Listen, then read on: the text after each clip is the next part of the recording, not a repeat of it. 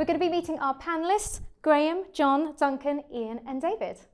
I just want to start with something. I was reading something in the Gartner report saying that worldwide spending for cybersecurity in 2022 is going to be $133.7 billion. So we're not talking about, small fry here. So with that in mind and bearing that context, can security, David, be an enabler for the business and help with that continuous, improvement? Where we are, we're looking at launching a fair number of brand new products. And when you're launching a brand new product, they don't come with any history behind them. So it's not like you've been working with the post office or our customers have been working with the post office. They don't know who we are. So having the ability to have something which is trusted is really important for the adoption of any new product. And that's where I think security in particular is a necessity these days. If we don't have that, then there are a million new products coming onto the market, none of which are going to be trusted. No, that's very true. I mean, from your perspective. So I think if security is not an enabler, then it's a drag on business. And we're known, sorry to say, but we're known as the Department of No. And this is a no. Sorry. Keep saying no. Absolutely, that's the issue. That we want to open an office in a far-flung location. Oh, you can't do that. Says security. We want to move to cloud. Oh, you can't do that. And it's like we need to get past this as an industry, and we need to be perceived as the department of yes, and this is how to do it in a safe way. So great that you're a greenfield site. There aren't many of those around. Most organizations have a lot of legacy, and yet they want to do fancy, sexy things. Digital transformation is the kind of catch-all term, which means connecting to systems that perhaps weren't designed to be connected. It means allowing people to use their phones in odd locations and bring their own tablets and so on. Internet of Things, all that kind of good stuff that is driving business forward. And security needs to be the organization, the function that says, yes, you can, and here's how to do it in a secure way. So if it's not an enabler, then it needs to get out of the way. I love that. Yes, you can. John, from your perspective. Of course, I would say security is an enabler, being a CISO, but the way I look at it is the business is going to take advantage of that digital transformation because it has to, because it needs to be more productive, more responsive to customers and so on. And what security does is it enables the business to do that with confidence that they're not accepting too big a cyber risk. And so it's a fundamental piece of that pursuit of doing better business through full exploitation of the opportunities that modern technology allows. And actually, although I 100% agree that in the past perhaps we haven't been very good as cybersecurity professionals in speaking the business language and have appeared to be saying no, I think really the way I characterize it is we have always been saying yes, but we've emphasized too much the but. And I think there's an opportunity for us to be more clearly an enabler than we've ever been before, just because of the way technology is dragging businesses forwards, and businesses understand actually more now than ever before the risks, the cybersecurity risks that come along with that technology. So we are right in the middle of that, and we can be, if you like, the business's friend. I think that's true, but I think you have to go even further than that. In so much as there's a debate inside an organisation about security for sure, and there should be one. But increasingly, security is synonymous with trust, and trust is the manifestation of your brand outside of your organisation. Trust is what your customers see as the result of the security activities you have inside your organisation. So if you cannot construct an environment which delivers that trust and builds on that trust, it's not even about enabling business. It will be a business destroyer if you destroy trust in your brand or your products or your services. So taking that trust forward, and Graeme, if I may just sort of touch on this, you frequently hear employees say that, going back to security stopped me doing for my job. I can't do that. What kind of advice would you give to overcome this and get past that hurdle and start that trust and move the conversation forward away from the buts and everything else? So 5 or 6 years ago, we realized that having technology at the heart of your cybersecurity is actually not the most effective way to go, and putting people at the heart. And so we have a people-centric security model, and the idea is to empower them, but at the same time to have the risks and checks and balances in place to protect you. Because in our industry, in Formula One, we've had a team who weren't able to run their car because they got hit by a ransomware attack. We've had teams who've had issues with the misuse of other teams' data. And the penalties are severe if we get that wrong. So we do have to, at times, put the brakes on and slow things down a little. Acquiring new customers in geographies that you haven't worked for before, where maybe IP isn't respected as much as it is in the UK. Sometimes we've put the brakes on some of those projects. And it's necessary because the nice thing about a Formula One team is you have a very narrow focus. You know what the mission is. Everyone knows that they are there to contribute to the success of that car. And so no one's there building an ego and saying no just because it's my authority to be able to say no. If we say no, it's because there's a risk to the core principles of let's go and race a Formula One car. May I ask, just sort of taking that forward a bit, obviously you talk about an international landscape here. Do you find differences and variances across the international space and who you deal with, and you have to handle the conversations differently? Definitely. I mean, even if it's just cultural respect, if not, that they have different laws and different ways of operating, you do have to adapt the security model depending on the customer you're working with. If it's our people who are traveling to other geographies, it's much simpler. They work to the UK regulations and the way that we operate here. But yes, when we have customers or suppliers who are in other parts of the world, then there has to be a level of respect. If I can add to what Graeme says, I think you're absolutely right. People need to be at the heart of security. They need to be at the heart of how we are delivering security. And I think the bad reputation for stopping people doing their jobs is because we haven't viewed it as a people-centric challenge, and therefore we've been very bad at explaining why we're saying, don't do it that way, do it this way. Actually, I've in my past had very irate people in, for example, investment banking trading floor scenario, who have absolutely not been told why, see it just get in the way of their ability to trade and make money for the business, and have been about to, actually in one case, physically pick up a PC and throw it across the trading floor, who have been pacified simply with a calm explanation. This is why, this is what might happen if they didn't do it this way. And so, I think it behoves us all to work harder at that, communicate better, talk the same language as the people that we do see as the linchpin, really, of achieving security. It's analogous to pretty much everything we've done in technology for the last 20 years. We, as technologists, are very good at explaining what something does. Some of us are quite good at explaining how things happen. What we don't do is explain why. We don't tap into the purpose of the use of technology, or in this case, the enabling use and requirements of security.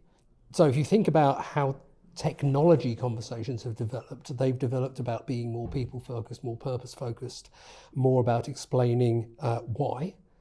It's no surprise that conversations around cyber, around security, around data privacy, all should start from that why statement. And again, we've got a very simple model around educate, empower, and enable. Educate people about the why, empower them with the ability to use tools correctly, and then enable them to do their jobs. If you do those three, it's a simple three-step approach. I think there's an interesting nuance there in terms of the application of security to what people are trying to do, and security is sometimes a bit of a blunt instrument. The policy is either you can do this or you can't, and sometimes you need a little bit of nuance in there to say you can if this is what you normally do, or you can if you're a relatively low risk person to the organization. So you might let your employees do one thing, copy files to a USB drive, for example, but you might not want contractors to do that because they might be working for someone else tomorrow. So understanding the individual... So might your employees. And apologies for interrupting your thought. The differentiation between an employee and a contractor I just don't get, because people assume that an employee is going to be more loyal and stay longer, and it's no different to and actually often contractors, their livelihood relies on their reputation, and often they are more security conscious than an employee's been around there a long time. Sorry, Duncan. No, that's fine, Graeme. I mean, I could completely understand the point you're trying to make. I guess my point is you don't really know who you can trust or not. So I have customers who swear blindly that we trust our employees 100%. It's like, okay, do you trust them to do the right thing on every single occasion? And are you willing to kind of back yourself on that? And then you see them waver, and you think, okay, right, so maybe we should just trust, but verify, as we say in the industry. The point is, what kind of system or process do you have in order to verify that your employee or contractor or customer or partner or anyone else that you're engaging with is doing the thing that they ought to be doing? There's a whole range of reasons that they are not doing what they should be doing. They could be a malicious insider, contractor or employee or someone else. That's actually quite rare, high impact, but rare. Usually they're doing something by accident. They're exposing the organization to some sort of risk because they don't know any better. And that's partly an issue of training, of course, and awareness, which I absolutely agree with. But partly sometimes I just need to get my job done. I don't really understand the full implications of what. And then the third the reason is it's not actually the person that you think it is. It's someone, it's an identity that's been compromised, their credentials have been compromised, and it's an attacker masquerading as a validated user in order to do some damage to the organization. So the question is, how do you cope with each of these three scenarios? Cyber awareness is fine for the accidental case, but it won't cover the other two cases. And if I may just sort of move on from that really fantastic discussion about employee and contractor, I know David and I would know from the not-for-profit sector, you've got a whole team of volunteers. That's a whole nother section entirely, because actually they're helping you out for a cause that they wholeheartedly believe in, but leaving information and stuff around isn't necessarily at the forefront of their mind. And I know sort of we've spoken about it a few times about there's some fantastic just fun videos out there, because actually use your computer-based training. By the way, thank you so much for all your volunteer time. But would you like to sit through these 100 questions? It's not going to happen. So in that sort of not-for-profit space, David, and actually privacy, do you find, does that get in the way in sort of security and moving things forward? Well, the not-for-profit is really interesting in this area because, as you say, you've got somebody who's going to give their time, and we're saying you can't use your own email account, you have to use ours, and we're going to monitor it, and we have to put you through training. And they're saying, I've only got so much time, do you want it or not? And quite often we'll get that opinion, do you want us to do this or do you not? And then you've got to have a real balance to make, because when you're trying to recruit potentially hundreds, thousands of volunteers to meet, a really important need, there may be kids on the end of the phone, you really need these people, and to say, no, I'm going to turn you away because you're not prepared to do this. There is a balance to be had to do with security and against the protection of the ethics of protecting the child or whoever it's going to be. Yeah. It's not as clear cut as a right or a wrong, I believe, in this instance. So there's a really interesting analogy, though, between safeguarding, for example, and safeguarding the volunteer or the charity or the commercial company or government, whatever sector you're in. So I think that's the kind of thing that we need to reinforce, that you need to sit through this training, let's try and make it as fun and accessible as possible, but you do need to do this in order that you protect yourself and the organization that you're volunteering for. I mean, I'm sure all volunteers would accept that it's a small price to pay to increase the overall level of security within the company? I don't think it's quite as simple as that. I mean, it sounds great, but when you've got, we went out in one organisation I was working for, and we went out to about 800 volunteers with the changes that we needed to make to make it a more secure organisation. We all pretty much lost 200 volunteers, and then that's an impact not on our business. It's an impact on 800, 900 young people who we're not going to support tomorrow. So it's not about are we doing the right thing to protect the business. What we're going to do is potentially lose a life. And therefore, you've got a real interesting balance to make. How important is this? And it's not always there is one rule. I understand, and all organisations have got to make that assessment. It comes down to risk. Yeah, it's a risk assessment. How bad could it be from a reputation point of view, which then may also affect fundraising capability versus the here and now. We need to get these other 200 volunteers on. So. Yeah, but there is a very important. It's a tough thing to do. Yeah. There is a very important point here. Security and privacy aren't the same thing. Privacy demands a degree of security applied to personal data and the behaviours of individuals, and that's of course a right that is enshrined in law. But security, in an organisational context, a business context, is about protecting the assets of the business. And if one takes a very sort of boneheaded black-white view of security policy, security rules, privacy rights, then you very quickly find they come into conflict. And for those of us who've worked in Germany or France, you'll be familiar with the Workers' Council context where there's a third party in the relationship between employer and individual, which is the collective, the Workers' Council. And there have been many situations that I've encountered where people have said, oh, you can't monitor in order to achieve security for the business because privacy would be breached in that monitoring. And by the way, the Workers' Council will never agree to it. And actually, none of that is correct. The privacy and the security needs of the business can coexist, and you can achieve the monitoring, for example, of security that you need, even if it does impinge on the behavior of individuals, if you have an open and honest conversation. And indeed, I've had conversations both with the individuals and with workers' councils and established that level of understanding, and it goes back to the point made earlier about trust, that level of understanding as to what the monitoring is there for, who benefits from it, not just the business, but the individual can also. And therefore, you get past that hurdle. But it's a mistake to sort of forget about that potential conflict because it can result in a lot of extra work and a lot of... I think what you're describing is what we were discussing just now, is explaining the why. And I think sometimes the logic of the why doesn't matter. The logic may be perfect about why the why is important, but to Mrs. Miggins or Mr. Jones, who's 58 and retired or whatever it is, that logic may not actually mean that much. So it's how you actually communicate that message. And actually saying no to somebody is a real skill. And a lot of the people who come into security, or not a lot, but some are coming from a security background, and they haven't been taught how to communicate in a way to Mrs. Miggins, in a way which they can actually understand. And I think it's not that it's wrong, it's just how do we communicate that why.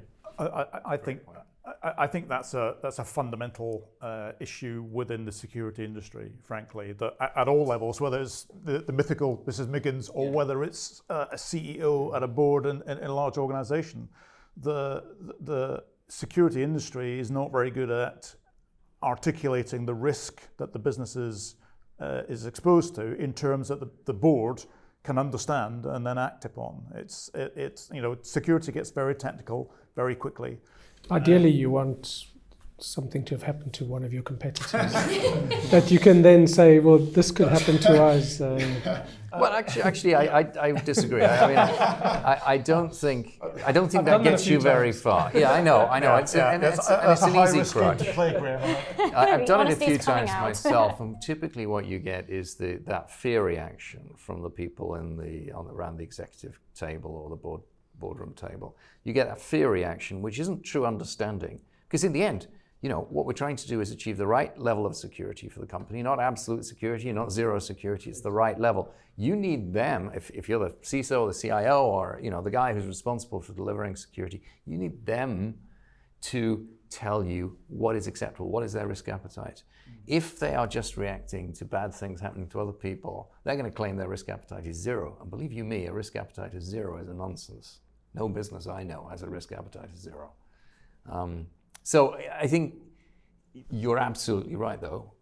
Communication, not just to the individuals in respect of their privacy rights, but communication at the board level and everywhere in between is something we've historically done really badly as security guys, but is one of the most fundamental requirements to be effective in securing your business, and is something that hopefully we're beginning to improve on across the the boards are getting more technical as well, aren't they? Yeah. And more understanding of why the business needs digital and what the risks are. Yeah, and I think the CISO profile is getting less technical. That if you're lucky, you've got a technical person that has increased their business acumen, but increasingly the CISO is now coming from the business, and the technical details are handled by the team, whatever that looks like, but they're employed specifically because they understand the business. Is that ideal? It may not be, but it's happening more and more because the business needs to understand the risk. I'm sorry to be argumentative. It's interesting, but disagree. What I hear are phrases that we've tried to banish from technology over the last 10 years. IT and the business. We're now talking about security and the business. You've got to be able to have this dialogue. You've got to have great communicators, because the business of being secure, the business of managing your customers' data in the correct way, the business of handling the situation of Mrs. Miggins and her ability to provide a service, a hugely valuable service, into a non-profit, that is your business. It's not we can say, well, there's a business over here and here's security over here and we need to find a way. No, these things are interlaced now. So I do like the odd fire, because it's quite good to be able to say, here's something that's gone incredibly bad, because it does raise people's awareness. I absolutely agree with you. It's not the event upon which you base strategy or process, but it's a good way or a good trigger in order to get people to at least engage with a dialogue. The win is to make that dialogue part of the business as usual day-to-day dialogue inside the organisation. And that starts with being able to have those conversations on the board, with the board, that are entirely purpose-based, that are all about trust and how you engage, and not about this thing about security is a function inside the organisation that comes to the board and tells you what to do, or is the place you run to when there's a problem. That's what we want to get away from. I love that, because you kind of led me into my next question beautifully there. Ian, thank you. John, I'm going to head over to you actually. What are your top 3 priorities for next year? Number 1 is to understand, and it picks up on your point, understand the way business uses information better than we've ever done before. In other words, and I mean at a detail level, understand where it flows, why it flows to those places, how users at the front line need to use it, and then to mold a whole series of protective and detective controls that are focused on information, mold those around those uses, so that we know we can say we absolutely stop X or Y or Z bad thing happening to our data, whereas we also know that we enable X or Y or Z good thing business process of that data happen without any hitch. So that is number one priority, and there's various technologies involved there, like data loss prevention, like information rights management, and so on. But that's the detail. The goal is that, and it's a multi-year goal, by the way, so it's not just next year's top priority. The second, and it's hardly original. It's boringly sort of the mantra of most CISOs these days, which is we need to be able to monitor and respond to security events happening better than we've ever done before, because of the way business now uses IT, we no longer have big walls around the business. We no longer can say confidently, hey, we've excluded all the attackers, all the possibility of them getting in to the business. So we need to be able to do monitoring that is complete and robust and is timely, and we then need to respond. You are going to get hacked, or using the common phrase, some insecurity is going to happen. The difference between a secure business and insecure business these days is how well you respond when you detect that and how early you detect it. So that's number two, more investment in that area. And the third one, and again, it picks up on some of what we've discussed earlier this afternoon, which is I've always been disappointed with the degree to which I've achieved the right messaging, the right behavioral change in all the people who work with my business, and I include contractors, employees. It makes no difference. They all, if they touch my IT, if they touch my process, if they touch my information, they have an impact. And so I want to put a greater emphasis on that monitoring and training. We're trying to deliver training at the point of use. What I mean by that is not sitting down and doing 300 question sort of e-learning course on security, but at the point at which a user, for example, changes their password, to feed them not just a little bar that says how strong the password choice is, but to feed them more information and then learn from that, have a system which learns from that. So if there's a user who always chooses a really good password, maybe I don't need to ask them to change it every 30 days or every 60 days or 90 days. So have adaptive approaches to security where those are the bits of security that touch the end user. So sorry, very long third priority there, but a very important one. I think it's very important, and I love the fact, as you said, you're learning from, and you know, it was mentioned earlier, it's about people and actually, engaging with people. So, I mean, from Graeme, your perspective, what are your top priorities for next year? So we've just spent 2 seasons at the back of the grid. So number one priority is to get Williams off the back of the grid. In 2021, the rules changed significantly in Formula One, and so we need to prepare our company for that so that we can take advantage. And we commercialize what we do in Formula One in a company called Williams Advanced Engineering, which has a wide range of customers. And we want to accelerate the growth of that organization and really see it take the next step. And so whatever I do around IT, security, digital is going to enable those 3 things. I love it. So let's talk about future. Duncan, I think this is one for you. What are your top security predictions for next year? What are we going to start seeing? So on the bad side, I think we're going to see much more deep fakery. So an extension of business compromise email. So getting your CEO purportedly to send an email saying transfer these funds. But just recently, we saw a case where a CEO had a voice telephone call faked to accounts payable, saying, make this payment, and you might be suspicious of an email, but it was him on the phone, I swear. So you make the payment. It's like, well, no. So I think we're going to see a lot of that. Once we get into the video deep fakery, that gets very freaky very, very quickly. So we've already got some cases of that going on. Lots of implications for ransomware or blackmail. Lots of potential negative consequences on political engagement. If you can get your hated politician or your target politician to say something that they didn't actually say, and of course this can be rebutted very quickly but that video's out there now, and it only takes a small degree of shift in the polls these days to make a difference. So I think we're going to see a lot of that. So that's quite scary. How about the nice stuff? I would say. So you're picking up one or two threads here.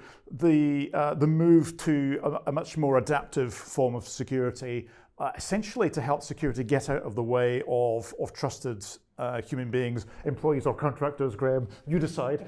To have this what we call a risk adaptive model. So the policy, the security policy that is applied, adapts and flexes based on the risk of the individual, and obviously of the risk of the data that they're accessing and the activity that they're doing it. So helping actually to improve overall security while basically getting it out of the way. And your earlier question about security stops employees, it does if it's done badly. And so we need to deploy security that either enables employees to do what they're doing, or at least gets out of the way and stops them from, or doesn't stop them from doing what they want to do. So I think that's the good side. I like that one. Yeah? Yeah, let's stick with that one. Okay. We'll stick with that. So David, Ian, just sort of coming to a close, I'm going to ask you for your top security predictions for next year. I'm not very good with predictions, but I do know that whatever we think happened last year will happen next year, and it will be worse. I am worried about deepfakery, because not so much what it is, but the fact that that the technology that enables fakery now is becoming so readily available to people that the risks around faking are becoming much greater. What I'd like to see and what I'd love to predict is an environment where we become much more obsessive around identity and personal identity, and we look for almost the equivalent of the personal watermark, something that validates me and the things that I do, that isn't faked. And maybe in AI there is an opportunity to go and solve some of those issues. I think similar to that, actually, the big challenge for us is, how do you know you're speaking to the person that you think you are? Particularly for young people online with the deepfake technology, you trust the person on the other end of a video call, and it might not be anybody that you would recognise in the real world. So how do we use facial recognition to prove that the person who you're talking to is that person? So there's a lot of things in the news about facial recognition and the bad side of what it could be used for. Actually, it could be used for an extreme good in terms of where we're going. So my prediction is that there will be the good and the bad next year. So we'll see more issues coming up where young people are being hoodwinked on to who they're speaking to because the technology is now available. But secondly, improvements in that facial recognition to prove that they are out there and they're doing those bad things. I think it's really apt that we finish on identity, and I'm going to give you a fun fact just to wow you, actually, as we finish. And according to Cybersecurity Media, by 2020, there'll be an estimated number of passwords by humans and machines. The number is 300 billion. It's the estimated passwords, number of passwords that will be in existence. And according to some of my users, they probably have all three. Yeah, probably. They all start 1, 2, 3, 4. That doesn't fill me with any confidence whatsoever. So we need to move more into the identity space. So David, Ian, Duncan, John, Graeme, thank you so much for the chat, and thank you for joining us today. Thank you. Thank you.